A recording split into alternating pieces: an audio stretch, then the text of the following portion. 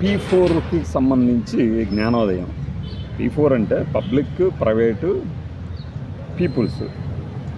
అది ఆ పార్ట్నర్‌షిప్ ఎక్కడ నేను అనుకున్నది ఏంటంటే, ఇదేదో కొత్త స్కీము దీనికి సంబంధించి రోడ్లేయటం గానీ, ప్రాజెక్టులు గానీ ఇవేమన్నా ఉంటాయేమో అనుకున్నాం. అది కాదు. P4 అంటే సింపుల్‌గా మన ఊర్లో పేదరికంలో ఉన్న వాళ్ళని బాగా డబ్బున్నోడు దత్తత తీసుకోవటం, చదివించడం. దీనికి గవర్నమెంట్ ఇచ్చేది ఇనిషియేషన్ మేబీ గుర్తిస్తుందేమో వీళ్ళకిద్దామని. ఎవరికి ఇవ్వాలనేది ఆ పీపుల్స్ అంటే ఎవరైతే రిచ్ పీపుల్ ఉన్నారో అందుకే అనుకుంటా ఈ కమ్యూనిస్టులో ఎవరో ఒక పేపర్లో చూసే ప్రజాశక్తి అనుకుంటా P4 పేరుతో బిచ్చగాళ్ళం చేయొద్దు జనాల్ని అని. కరెక్ట్ కామెంట్ అది. అంటే నేను పేదరికంలో ఉన్నాను, మీరు వచ్చి నాకు సాయం చేయండి అంటే మీకు నేను భజనగా చేసుకుంటే ఇట్లా చేతులు దాచేసి మీరు ఇచ్చేదానికోసం ఎదురు చూడాలా. ఇప్పుడు వదాన్యులు అంటే దాతృత్వం ప్రదర్శించే సంస్థలు చాలా ఉన్నాయి. మురళీమోహన్ గారిది వెంటనే గుర్తొచ్చింది నాకు. అక్షర ఆ సంస్థ ద్వారా చాలామందికి చేస్తుంది. మహేష్ బాబు గుండెలకు ఆపరేషన్ చేస్తుంది. ఇట్లా కాకుండా ఆర్థిక సాయం ప్లస్ చదువుకోవడానికి సాయం చేయటం, వాళ్ళ ఆర్థిక స్థితి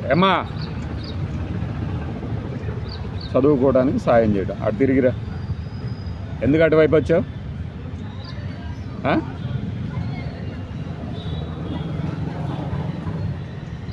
ఆర్థిక సాయం చేయటం అంటే వాళ్ళ ఎకనామికల్ స్టేటస్ని పెంచడం. ఏం కావాలి నీకు? అక్కడ రోడ్డు తలుపు తీసుంది కదా, ఇటు నుంచి రావడం తెలియదా? ఎందుకు అద్దాటి వస్తారు? అట్లా వాళ్ళ క్వాలిటీ ఆఫ్ లైఫ్ స్టైల్ మార్చడము.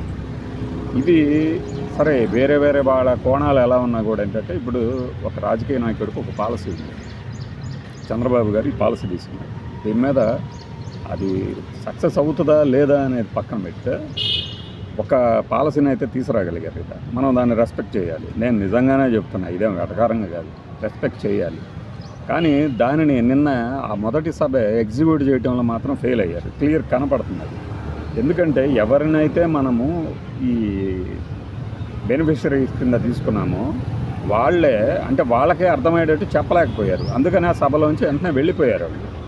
నేను చెప్తే అది లైవ్లో జరుగుతుండగానే చెప్పారు, వీళ్ళకి అవసరం లేదనుకున్నారు, వచ్చారు వెళ్ళిపోయారు అన్నారు చంద్రబాబు అని చెప్పేసి మా కోఆర్డినేటర్ చెప్తున్నాడు. ఇది విని లైవ్లో సభ విని చెప్తున్నాడు అనమాట. అంటే ఈ బెనిఫిషరీస్కి ఏంటంటే సరిగ్గా అవగాహన కల్పించలేకపోయారు.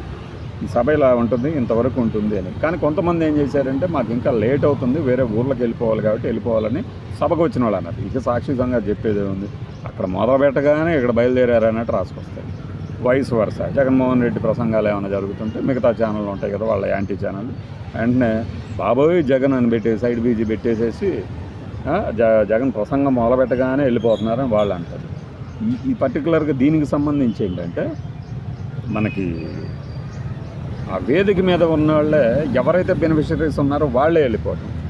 అట్లానే ఒక బాబు ఉన్నాడు, అతను అక్కని చెల్లిని అన్నయ్యని చదివిస్తున్నారు కదా, నేను మామూలుగా నాన్నకి సాయంగా వెళ్తున్నాను, నాకేమీ బాధ లేదు అంటున్నప్పుడు అది అంతా ఏంటంటే పర్ఫెక్ట్. ఇప్పుడు మన సినిమా ఫంక్షన్లు ఉంటాయి, వాటిలో అయితే కరెక్ట్గా ఎలివేషన్లు అవి ఇవి ప్లానింగ్ చేసి ఇస్తుంటారు ఈ శ్రీయాస్ మీడియాస్ కానీ ఇంకొకరు కానీ.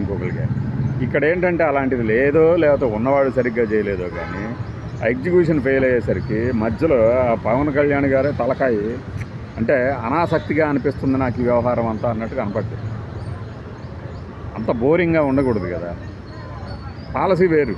ఈ పాలసీ అయితే ఇప్పుడు 20 లక్షల మందిని చేరుస్తారా, 50 లక్షల మందికి అట్లా ఎవరన్నా బిలియనర్స్ వచ్చి వాళ్ళ స్టాండర్డ్స్ పెంచే ప్రయత్నం చేస్తారు, అదంతా వేరు.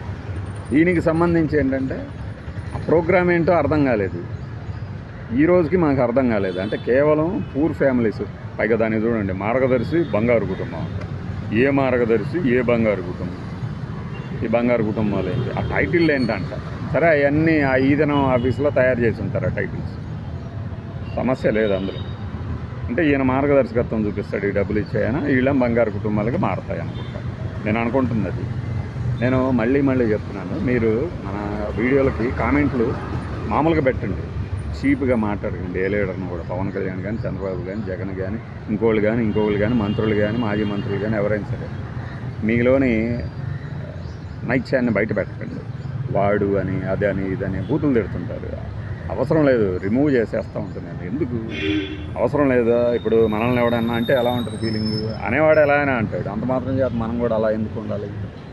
అది ఆ పాలసీ, అంటే ఆ ఆలోచన సంథింగ్ ఏదో ఒకవేళ పాతదైనా సరే దానికి ఒక కొత్త శోభగలదిచ్చి జనం ముందుకు తీసుకురావాలనే తపన, అది సరైన రెస్పెక్ట్ అయితే నిన్న తీసుకురాలేకపోయారా ప్రోగ్రామ్కి అని అనిపించింది నాకు. బాయ్.